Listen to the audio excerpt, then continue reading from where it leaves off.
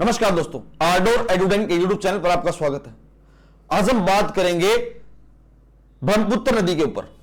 ब्रह्मपुत्र नदी के ऊपर एक बहुत बड़ा डैम बनाया जा रहा है जो वर्ल्ड का लार्जेस्ट डैम होगा चाइना के द्वारा। और इंडिया का क्या कंसर्न है? इंडिया का कंसर्न इसलिए है क्योंकि जो ब्रह्मपुत्र नदी है वो इंटरनेशनल रिवर है, यानी उसका मतलब यह है वो जो अपना कुछ पाथ चाइना के एरिया से कवर करती है तो कुछ पाथ इंडिया और बांग्लादेश के अंदर कवर करती है। जो मानसरोवर लेक है यहां से जो ब्रह्मपुत्र नदी निकलती है और चाइना में उसका नाम टी सेंगपो होता है। यारलोंग टी सेंगपो के नाम से भी जाना जाता है। अब यारलोंग टी सेंगपो का नाम क्या होता है? यारलोंग टी सेंगपो का नाम द फ्रेश वाटर, अगर हिंदी में कहा जाए तो द फ्रेश वाटर के नाम से जाना जाता है। और जब ये यहां एक यू बैंड लेती है, मतलब एक तरीके से यू टर्न लेती है, और जब ये यू टर्न ले लेती है तो वहां से इंडिया में एंटर करती है, जो जिसका नाम है नामचा बरुआ। और इस नामचा बरुआ से जस्ट ऊपर ही जो ये यू बैंड है यहां पर चाइना डैम बना रहा है। और जब ये यहां से अरुणाचल प्रदेश से होते हुए जब असम में एंटर करती है तो इसका नाम ब्रह्मपुत्र नदी बन जाता है। और यही ब्रह्मपुत्र नदी आगे बांग्लादेश में जाकर जमुना, पद्मा और मेघना इन सभी नामों से जानी जाती है। और यहां इसको गंगा भी मिलती है। लास्ट में जस्ट बे ऑफ बंगाल में गिरने से पहले इसका नाम मेघना होता है। अब इंडिया का कंसर्न क्या है? अगर डिप्लोमेसी की वे से देखा जाए तो ये जो डैम है चाइना गलत बना रहा है। मतलब ये जब डोनाल्ड ट्रंप 2017 से 2021 का टर्म में प्रेसिडेंट थे तो चाइना के साथ ट्रेड वॉर था और इंडिया के साथ नया नया बॉर्डर डिस्प्यूट रिजोल्व किया चाइना ने। जब कजान समिट हो रही थी ब्राजील, जब कजान समिट हो रही थी रशिया में ब्रिक्स की, तो वहां से जो बॉर्डर डिस्प्यूट था वो रिजोल्व हो गया था। लेकिन अब बिना बताए एक डैम बनाना डिप्लोमेसी के हिसाब से बहुत गलत है। और जो ये न्यूज है इंडिया को मीडिया के थ्रू पता चलती है। अब इंडिया से एक तरफ बॉर्डर डिस्प्यूट रिजोल्व कर रहा है चाइना और दूसरी तरफ एक डैम बना रहा है, वो भी बिना बताए। क्योंकि जो ब्रह्मपुत्र नदी है, मैंने आपको बताया, वो एक इंटरनेशनल रिवर है। अगर चाइना वहां डैम बनाता है तो इंडिया के लिए मुसीबत खड़ी हो सकती है। क्योंकि इंडिया का जो एरिया है असम और अरुणाचल प्रदेश, वहां फ्लड और अर्थक्वेक देखने को मिल सकते हैं। अगर आपने बॉर्डर डिस्प्यूट रिजोल्व किया है तो आपको बताना जरूरी था कि हम यहां डैम बना रहे हैं। और 2025 में फिर से डोनाल्ड ट्रंप आने वाले हैं और डोनाल्ड ट्रंप ने यह कहा है मैं आते ही चाइना के ऊपर 10% एक्स्ट्रा टैरिफ लगाऊंगा। चाइना नहीं चाहता हम एक साइड अमेरिका से लड़े और एक साइड इंडिया से लड़े, जिस वजह से जो बॉर्डर डिस्प्यूट है वो रिजोल्व किया है।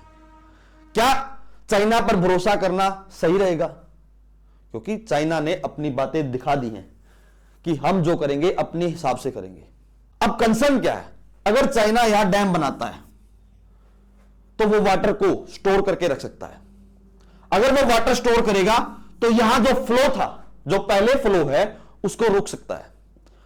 अगर यहां पानी रुकेगा तो यहां की जो मरीन एनवायरनमेंट है वो खराब होगा। अगर यहां मरीन एनवायरनमेंट खराब होगा तो यहां जो मजूली आइलैंड है उसके आसपास की जो वाइल्ड लाइफ है वो खराब होगी।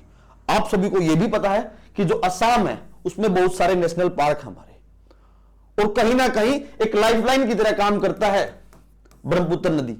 अगर पानी स्टोर हो जाएगा तो ये जो फ्लो है ये कम होगा, जिसकी वजह से हमारी मरीन लाइफ इफेक्ट होगी। दूसरी बात, वर्ल्ड लार्जेस्ट रिजर्वोयर है थ्री गोर्जेस डैम, जिसको नाम से भी जाना जाता है। अगर यह डैम यहां बनेगा तो यहां फ्लड और अर्थक्वेक जैसी बातें आ सकती हैं।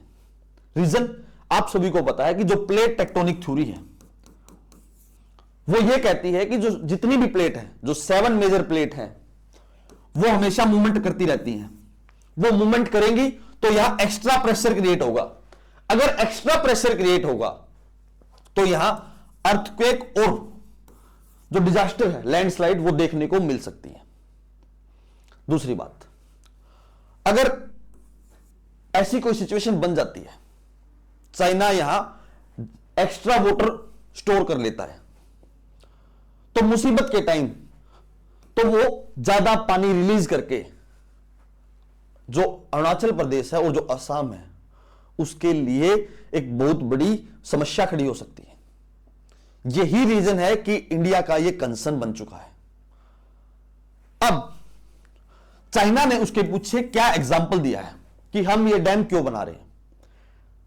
तो चाइना है वो डैम इसलिए कह रहा है कि ये रिन्यूएबल एनर्जी सोर्स है, क्योंकि हम चाहते हैं 2060 तक हम कार्बन न्यूट्रल हो जाएं, और इसके पीछे जो हमारा कार्बन डाइऑक्साइड का जो एमिशन है वो कम हो जाएगा।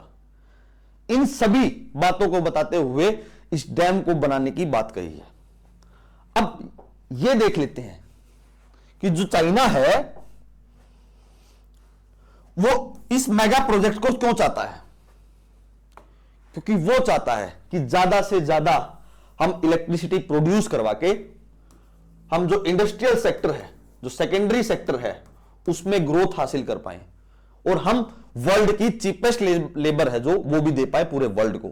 ज्यादा से ज्यादा चाइना में कंपनी इन्वेस्ट करें और हम वर्ल्ड लार्जेस्ट मैन्युफैक्चरर बन जाए, और उसके हिसाब से हम पूरे वर्ल्ड को कंट्रोल कर सकते हैं। और दूसरी बात, what are the specific concern for India. India के हिसाब से स्पेसिफिक कंसर्न क्या है। जैसे आप सभी ने नाम सुना होगा ट्रेड वॉर, ऐसे ही अब वाटर वॉर शुरू हो सकता है, क्योंकि जो ब्रह्मपुत्र नदी है वो अरुणाचल और असम जो एरिया है उसके लिए ड्रिंकिंग वाटर का भी काम करती है। अगर पानी सही फ्लो में नहीं आएगा तो वहां के जो लोग हैं, वहां की जो लाइबिलिटी है, उनके लिए कंसर्न पैदा हो सकता है। तो नेक्स्ट पॉइंट है अब यह है कि इंडिया और चाइना का इससे पहले क्या कोई कंसर्न था, क्या कोई मेमोरेंडम ऑफ अंडरस्टैंडिंग था। बिल्कुल था। 2004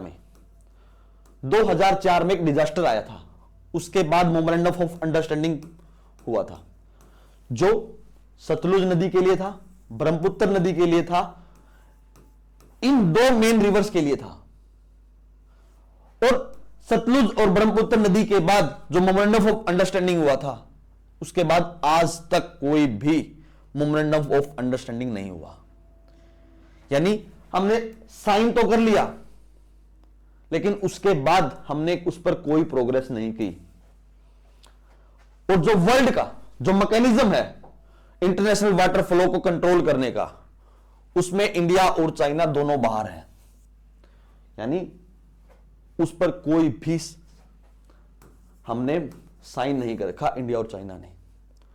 तो आप यह भी नहीं कह सकते कि जो वर्ल्ड है, यानी जो वर्ल्ड बैंक, यूएन है, वो इस प्रॉब्लम को रिजोल्व कर पाए, क्योंकि आपने वो मेमोरेंडम ऑफ अंडरस्टैंडिंग जो पूरे वर्ल्ड ने साइन कर रखा है वो आपने साइन नहीं कर रखा। और बांग्लादेश में पॉलिटिकल अनस्टेबिलिटी है, तो इंडिया के लिए यह भी कंसर्न है, क्योंकि जो इंडिया और बांग्लादेश वो दोनों मिलकर काम नहीं कर पाएंगे, क्योंकि बांग्लादेश पॉलिटिकल अनस्टेबिलिटी में उलझा हुआ है और इंडिया अकेला कुछ नहीं कर पाएगा। अब इंडिया को यह देखना है कि जो थ्री गोर्जियस डैम है, जो ये इतना बड़ा डैम बनाया जा रहा है, इस पूरे डिस्प्यूट को कैसे रिजोल्व किया जा सकता है। जो हमारा इन्वायरमेंट है, वाइल्ड लाइफ है, उसको कैसे बचाया जा सकता है। और इंडिया के लिए जो सॉल्यूशन है वो सिर्फ ये है कि आप भी अरुणाचल प्रदेश में अपना डैम बनाइए। अगर अरुणाचल प्रदेश में इंडिया डैम बनाता है तो इंडिया और बांग्लादेश इन दोनों के रिलेशन खराब हो सकते हैं, क्योंकि बांग्लादेश भी नहीं चाहता कि जो वाटर फ्लो है वो कम हो, और इंडिया को अरुणाचल प्रदेश में डैम बनाना बहुत जरूरी हो चुका है। अगर जो ये डैम चाइना के द्वारा बनाया जा रहा है, तो जो उसका वाटर फ्लो है उसको कंट्रोल करने के लिए अरुणाचल प्रदेश में डैम बनाना बहुत जरूरी है।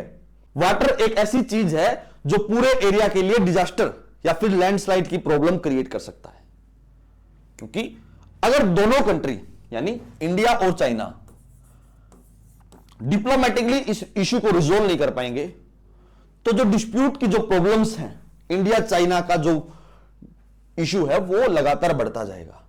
आप कितने भी नथुला पास को खोल लीजिए, मानसरोवर यात्रा को शुरू कर लीजिए, कितनी भी आर्मी डिसएंगेजमेंट कर लीजिए, क्योंकि आप चाइना पर भरोसा नहीं कर सकते।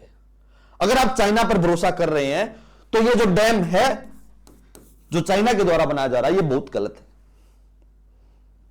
अब देखना यह होगा कि इंडिया का इसके ऊपर क्या रिएक्शन रहेगा। चाइना जो अपनी प्रॉब्लम है उसको सोल्व आउट कर रहा है।